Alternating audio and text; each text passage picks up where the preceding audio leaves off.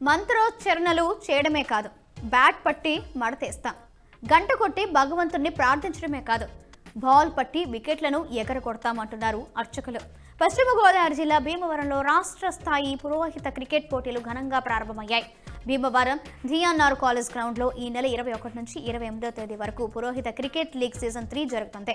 Cricket లీగ్ను PSC chairman Pulaparthi Ramanjaneyulu, అలాగే MP pak Satyanarayana, జిల్లా కలెక్టర్ నాగరాణి ప్రారంభించారు.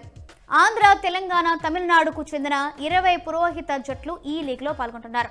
మొత్తం 48 మ్యాచ్లు ఆడనున్నారు. ఎప్పుడూ పంచకట్టుతో దేవాలయాల్లో అర్చనలు చేసే పురోహితులు క్రికెట్ లీగ్ ఆడడం ఆసక్తిగా మారింది. పంచకట్టులో క్రికెట్ ఆడుతున్న పురోహితుల ఆటను స్థానికులు ఆసక్తిగా తిలకిస్తున్నారు. 3 సార్లుగా మేము ఈ PCL పురోహిత క్రికెట్ టోర్నమెంట్ నిర్వహిస్తున్నాము.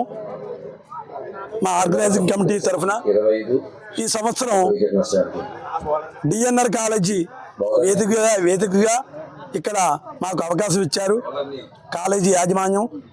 అదేవిధంగా ప్రత్యేకంగా తమిళనాడు, తెలంగాణ, ఆంధ్ర నుంచి 20 టీములు వచ్చాయి. ఈ పురోహితులు వారికి సరైన పరీక్ష నిర్వహించి ఈ టీంలో వారికి ఆడే అవకాశం ఇవ్వడం జరుగుతోంది. మా కమిటీ వారందరూ కూడా దీనికి ముఖ్యంగా దాతలు, అదేవిధంగా కాలేజీ యాజమాన్యం కూడా మాకు అన్ని విధాల సహాయ సహకారాలు అందిస్తున్నారు.